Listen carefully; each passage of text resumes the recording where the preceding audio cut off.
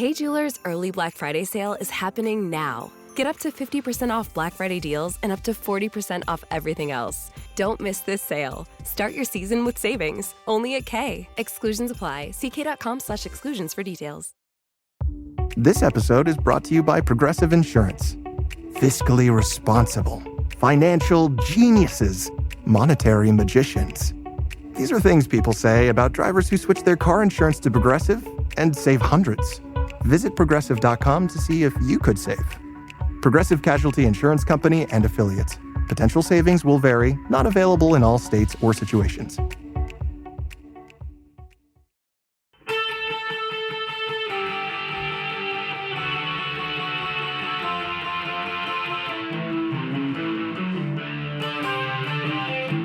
This is the Daily Blast from the New Republic, produced and presented by the DSR Network.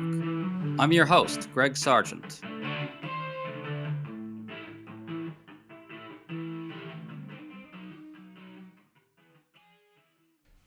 President Trump is now claiming he'll pay $2,000 to every American out of the money collected in revenues from his tariffs, a plan widely panned by experts as a joke. This comes even as signs mount that the Supreme Court might strike the tariffs down.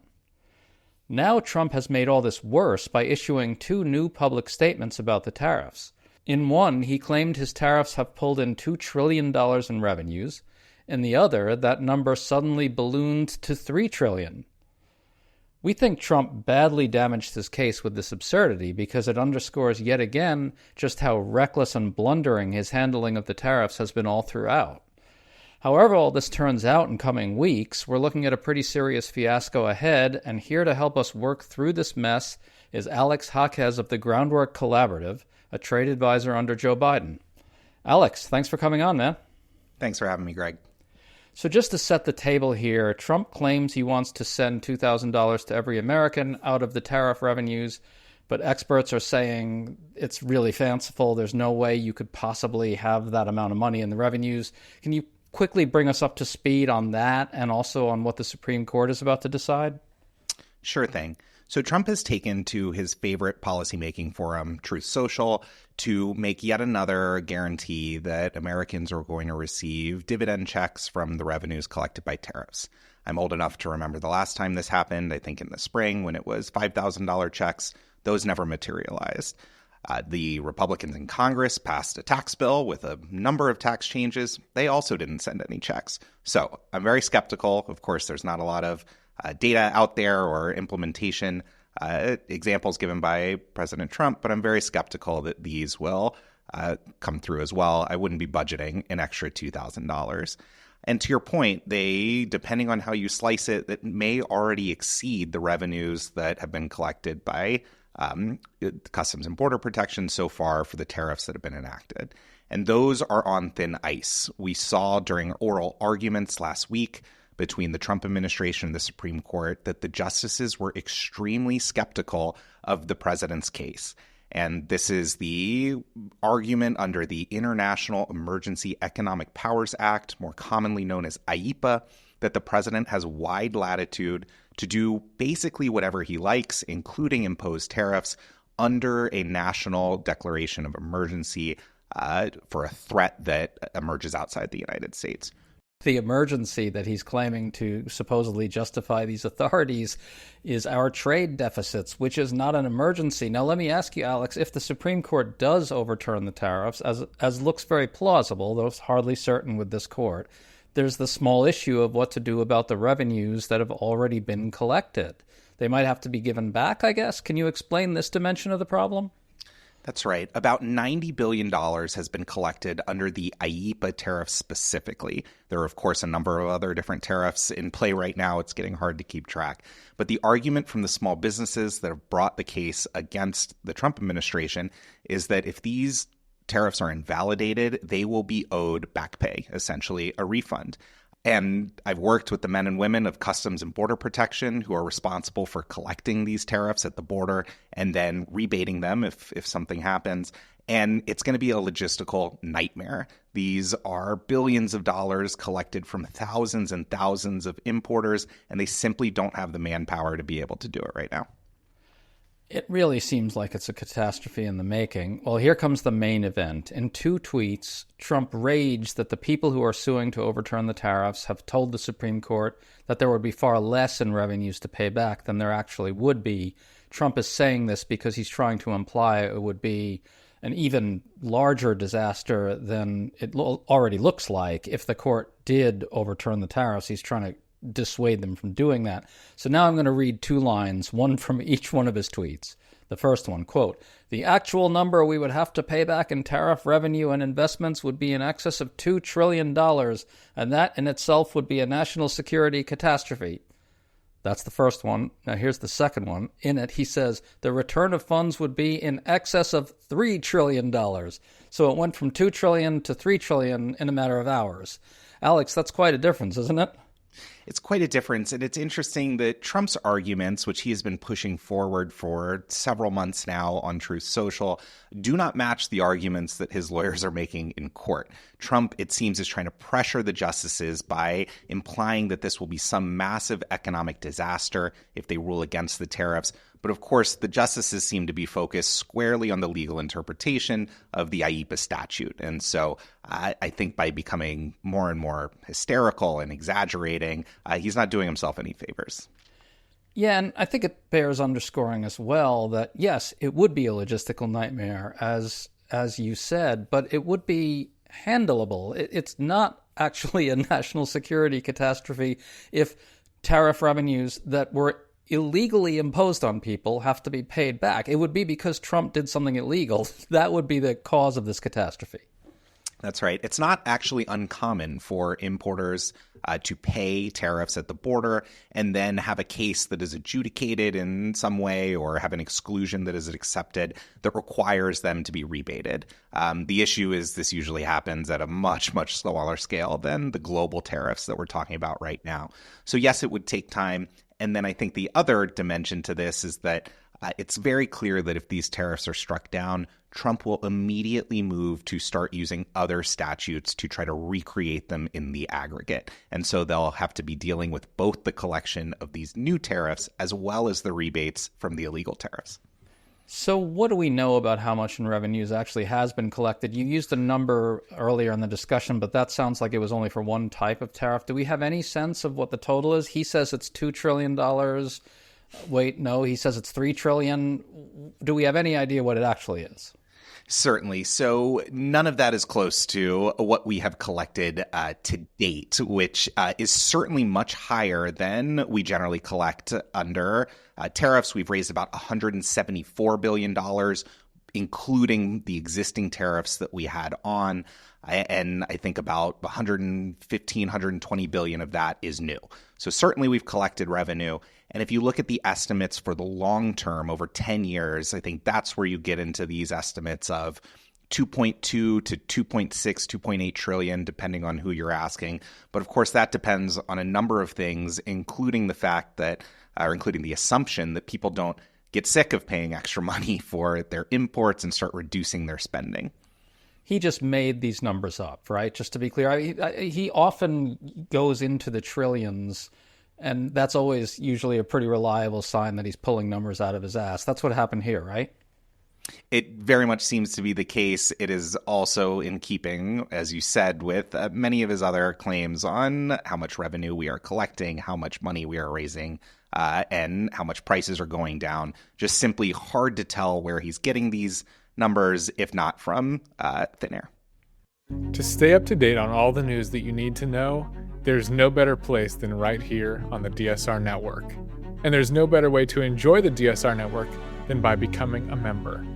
Members enjoy an ad-free listening experience, access to our Discord community, exclusive content, early episode access, and more.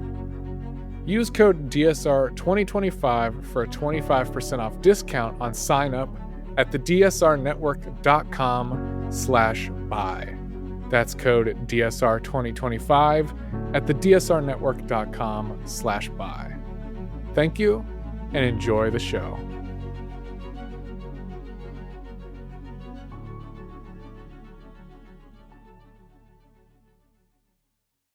Well, I'll tell you, the throwing around of numbers like this, we've kind of become numb to the sort of constant buffoonery and incompetence of this president, but this is not a small thing. He's making up numbers in an effort to, as you said earlier, bully the Supreme Court into refraining from blocking his lawbreaking. And this is the thing, Alex. The tariffs are a massive abuse of power, right? They're not often talked about that way, but that's what they are. They're highly illegal, it seems. He's definitely exceeding his authority. The only question is whether the Supreme Court makes up some way to pretend otherwise or not. And, they might rule the right way. But either way, now he's lying and making up numbers to prevent the courts from enforcing the law. It's funny, but it's also like a truly terrible situation. But Alex, does this have any legal significance? Do the justices look at this at a minimum maybe and think he's making stuff up to bully us? Does that matter or not? It's hard to tell. Justices are humans as well. I'm sure they are shrugging off these attacks, but it is also the president of the United States who is coming down on them.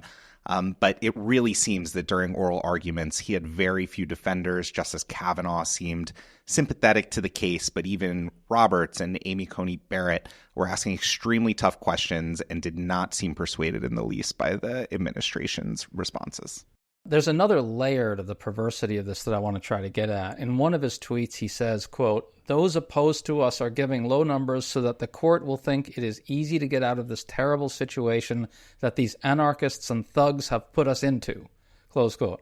Now, the anarchists and thugs are small businesses who have been perversely and badly affected by his illegal actions. Trump himself created the situation. They didn't create it. We didn't need the tariffs. He did this to us. If the tariffs are struck down and a lot of money has to be paid back as a result, it's because he acted illegally and recklessly. And if you look at the broader macroeconomic picture, it is just not clear at all certainly not clear that these tariffs have had any beneficial impact to the economy, and plenty of signs that it is actually doing the opposite of what Trump is claiming, which is to increase investment in the United States, to increase jobs, increase manufacturing. Actually, none of that is happening. It is all falling. We've seen businesses extremely reluctant to hire and to expand because they're so worried about what they're going to have to be paying tomorrow, next week, next month. And again, if these tariffs are struck down and Trump goes ahead and tries to recreate them using other statutes, that's going to create even more economic uncertainty. Well, we're looking at a fiasco either way, right? On one track, if the tariffs are struck down, as you say, there's the logistical nightmare of paying people back, but then also Trump just starts to scour the law for other ways to act illegally, to impose tariffs that nobody wants and nobody needs and the country doesn't need. So that's one path. But the other path is the court somehow upholds them and he's emboldened, right? What does that path look like?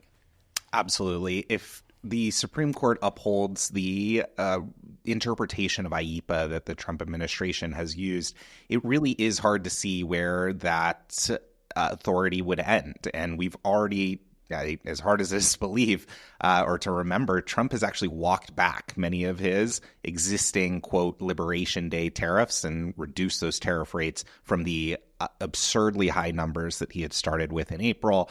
It is certainly possible that if he is given the green light to go ahead and use this tool, he may feel emboldened to go back and raise further tariffs with countries that we haven't struck trade agreements with or haven't supplicated enough to him.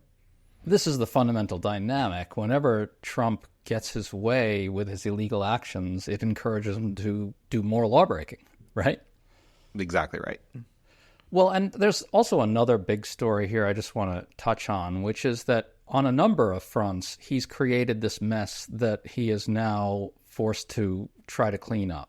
So in this case here, he's saying, okay, I'm going to send $2,000 back to every American. Nonsense won't happen. But what he's basically saying is, okay, you might have paid taxes in the form of tariffs, right?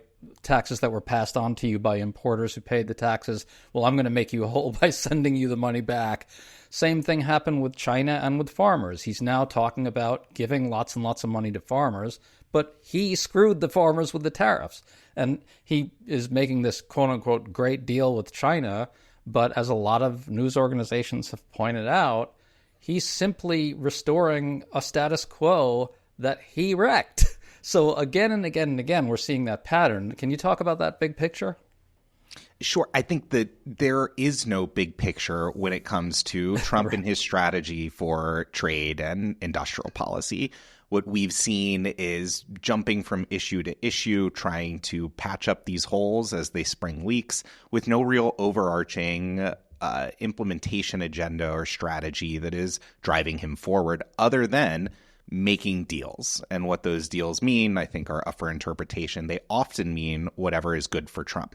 And so being able to get something out of these countries personally at the expense of the U.S. and workers and the economy, I think has been the highlight thus far. And so whether it's trying to solidify a deal with Xi and sell it as something that it is not in terms of China, whether it's cleaning up his mess in Argentina and the cattle farmers that he has angered, or whether it's this tariff situation in which he's trying to give people the money back that has been collected on their backs, it really feels like he is jumping from problem to problem and trying to fix them without any sort of coherent strategy. Just to wrap this up, looking forward here, let's say Democrats take back the House. We've seen that the Senate does seem to have a bare majority of senators willing, including a couple of Republicans, 2 or 3, willing to undo the tariffs. Do you expect if Democrats take back the House, will they try to take some kind of action to reverse these? I anticipate that they will. We've seen it, as you mentioned, in the Senate, particularly these big sweeping IEEPA tariffs that are predicated on a national emergency that I think is incredibly difficult to recognize as an actual emergency, right? The trade deficit, which, by the way, Trump's tariffs are not fixing in any way as we speak. And so I expect that specific national emergency authority will be revoked, as it is in statute. Congress can declare the end to a national emergency. I expect some of the others will continue on, and I think it's important. I worked with President Biden and the administration on a number of trade initiatives, and tariffs have their place as industrial policy tools to protect against unfair behavior from our trading partners. Certainly not blanket across the board without any thought or discrimination against what we're bringing in. But I do expect some of those specific, what are called Section 232 tariffs may stay in place that we have on rare earths and semiconductors and automobiles. If House Democrats do revoke the emergency that these tariffs are fraudulently based on, it'll put a lot of pressure on the Senate to pass it as well. I don't know how that turns out. Do you? I believe it would be privileged, right? So it would only take 50 votes instead of the 60 to break cloture under the filibuster. And so if Democrats are able to make any gains in the midterms on the Senate side, or, again, some of these Republicans, Mitch McConnell has become the most strident opponent of Trump's tariff policy right now. Rand Paul, these are pretty ideologically rigid members who might side with Democrats on this one. It's really an interesting scenario to contemplate. I sure hope House Democrats go through with it if they take back the chamber, though. Alex Jaquez, thank you so much. That was super illuminating. We really appreciate it. Thanks for having me, Greg.